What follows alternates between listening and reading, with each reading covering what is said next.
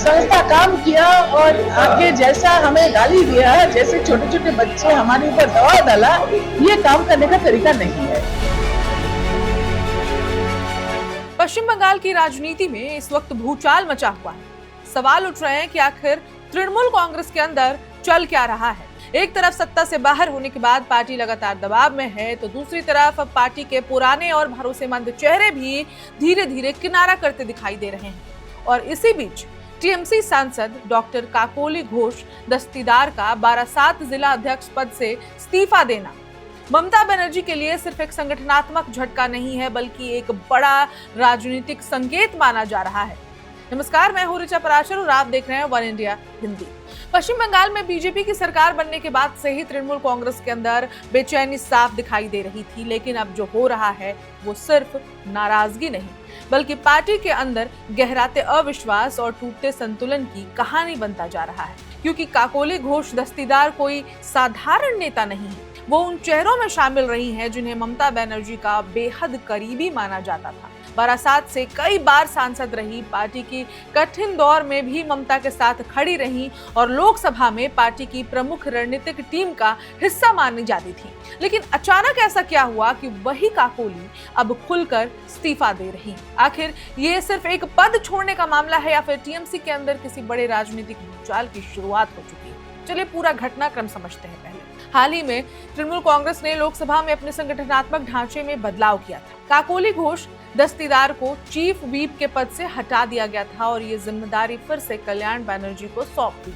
यहीं से पार्टी के अंदर असंतोष की चर्चा शुरू हो गई, क्योंकि काकोली को हटाना सिर्फ एक प्रशासनिक फैसला नहीं माना गया, बल्कि इसे पार्टी नेतृत्व की प्राथमिकताओं में बदलाव के तौर पर देखा गया। राजनीतिक जानकारों का कहना है कि लोकसभा चुनाव और फिर विधानसभा चुनाव में हार के बाद टीएमसी के अंदर जवाबदेही को लेकर संघर्ष शुरू हो चुका है। कौन जिम्मेदार था, किसने गलत रणनीति बनाई, कौन नेता जनता से कट गया और किसने संगठन को कमजोर किया। इन सवालों के बीच पुराने नेताओं और नए पावर सेंटर के बीच टकराव बढ़ता गया।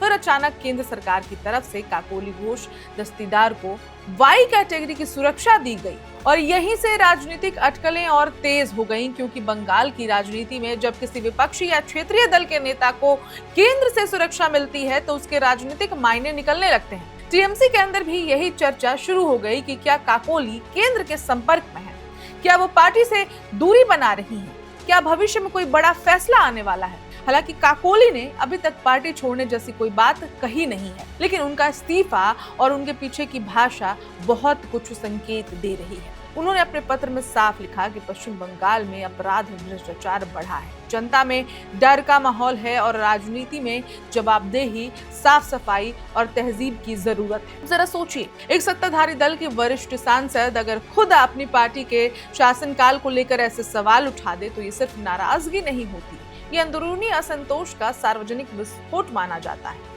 उन्होंने अपने पत्र में ये भी कहा कि पार्टी अगर पुराने ईमानदार और वफादार कार्यकर्ताओं के साथ फिर से काम करेगी तभी उनकी छवि सुधर सकती है। यानी वो सीधा संकेत था कि टीएमसी में अब पुराने नेताओं को किनारे किया जा रहा है और पार्टी की मूल पहचान बदल चुकी है। अब दरअसल टीएमसी की सबसे बड़ी ताकत कभी उसका कैडर और जमीनी नेटवर्क माना जाता था और यही वजह था कि टीएमसी ने लेफ्ट के गढ़ को उसमें अपने खिलाफ फतेह कर ली थी।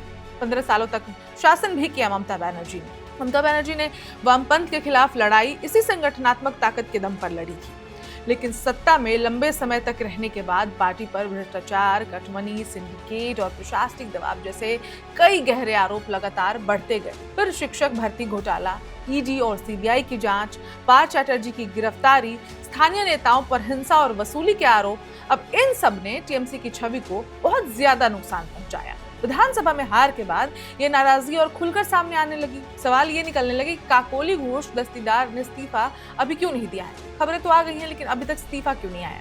इसके पीछे 3 बड़े कारण माने जा रहे हैं। पहला, चुनावी हार की नैतिक जिम्मेदारी। उन्होंने खुद अपने पत्र में इसका जिक्र किया है। बारासात और आसपास के इलाकों में टीएमसी का प्रदर्शन उम्मीद के मुताबिक नहीं रहा। ऐसे में उन्होंने ये संदेश देने की कोशिश की है कि हार के बाद जवाबदेही तय होनी चाहिए। दूसरा कारण समझिए, पार्टी के अंदर बढ़ती गुटबाजी। बीते कुछ वर्षों में टीएमसी के अंदर कई शक्ति केंद्र बन चुके हैं। अभिषेक बनर्जी की टीम, पुराने ममता वफादार स्थानीय जिला नेताओं के गुट, इनके बीच लगातार खींचतान की खबरें तो हमेशा ही आती रहती हैं। कई पुराने नेताओं को लगता है कि पार्टी में अब उनकी भूमिका कम की जा रही है और यही असंतोष अब धीरे धीरे बाहर आने लगा है। तीसरा और सबसे बड़ा कारण, राजनीतिक भविष्य।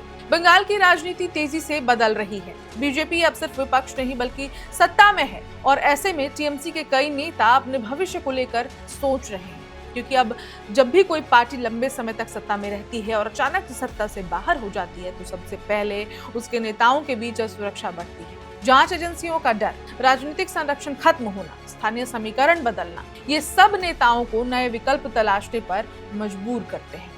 यही वजह है कि अब टीएमसी के अंदर हर इस्तीफे को सिर्फ संगठनात्मक घटना नहीं बल्कि संभावित राजनीतिक पुनर्रेखा के रूप में देखा जा रहा है। हालांकि अभी तक काकोली घोष दस्तीदार ने बीजेपी में जाने की ऐसी कोई बात या घोषणा तो नहीं की, लेकिन बंगाल की राजनीति में संभावनाओं को भी खारिज नहीं किया जाता, क्योंकि इससे पहले भी शुवेंदु अधिकारी जैसे बड़े नेता टीएमसी छोड़कर बीजेपी में आ गए और आज वो मुख्यमंत्री हैं और वही बाद में ममता बनर्जी के सबसे बड़े राजनीतिक प्रतिद्वंदी बन गए। अब सबसे बड़ा सवाल इसके बाद यही है कि क्या काकोली का इस्तीफा टीएमसी में एक नई टूट की शुरुआत है। अब राजनीतिक विश्लेषकों का मानना है कि अगर पार्टी नेतृत्व जल्द संगठन को संभाल नहीं पाया तो आने वाले समय में और भी बड़े चेहरे खुलकर नाराजगी जता सकते हैं, क्योंकि सत्ता जाने के बाद किसी भी दल की सबसे बड़ी परीक्षा संगठन को एकजुट रखने की होती है और फिलहाल टीएमसी उसी परीक्षा के दौर से गुजर रही है। ममता बनर्जी के सामने अब दोहरी चुनौती है, एक तरफ बीजेपी की मजबूत सरकार, दूसरी तरफ अपनी ही पार्टी के अंदर बढ़ता हुआ असंतोष, और यही वजह है कि काकोली घोष दस्तीदार का इस्तीफा सिर्फ एक नेता का इस्तीफा नहीं बल्कि बंगाल की बदलती राजनीति का बड़ा संकेत माना जा रहा है। तो कुल मिलाकर काकोली घोष दस्तीदार का इस्तीफा सिर्फ एक संगठनात्मक बदलाव नहीं है, ये उस बेचैनी की कहानी है जो आज तृणमूल कांग्रेस के अंदर धीरे धीरे खुलकर अब सामने आ रही है। सवाल सिर्फ इतना नहीं है कि एक सांसद ने अपना पद छोड़ा है, सवाल ये है कि क्या टीएमसी अपने पुराने नेताओं का भरोसा खो रही है? क्या सत्ता जाने के बाद पार्टी में अंदरूनी संघर्ष और तेज हो गया है? और सबसे बड़ा जो सवाल है, क्या ममता बनर्जी एक बार फिर उसी तरह पार्टी को संभाल पाएंगी जैसे उन्होंने कभी वामपंथ के खिलाफ लड़ाई जब शुरू की थी उस दौरान संभाला था? फिलहाल बंगाल की राजनीति में हलचल बहुत तेज है और आने वाले दिनों में कई बड़े राजनीतिक मोड़ देखने को मिल सकते हैं। तो अगर आपको लग रहा था कि बंगाल में चुनाव हो गया, बीजेपी सत्ता में आ गई, टीएमसी सत्ता से बाहर हो गई और इसके बाद अब सब कुछ शांत है, सिर्फ जो स्थानीय मुद्दे होंगे, जो सरकार चलाने के संघर्ष होंगे वो दिखाई पड़ने वाला है, तो ऐसा बिल्कुल भी नहीं है, क्योंकि बंगाल की राजनीति में उठापटक लगातार जारी है और ये तूफान कब थमेगा इसका अभी कोई कहना संभव नहीं है। तो इस खबर में इतना ही, लेकिन आप क्या सोचते हैं हमें कमेंट में जरूर बताइए। सोचना मतलब कि घोष ने पार्टी क्यों छोड़ी होगी या पार्टी छोड़ने का कारण क्या हो सकता है, उसके बारे में कमेंट कीजिए और देश दुनिया की बाकी खबरों के लिए देखते रहिए one India Hindi. One India को सब्सक्राइब करें और कोई भी अपडेट मिस न करें। अभी वन इंडिया ऐप डाउनलोड करें।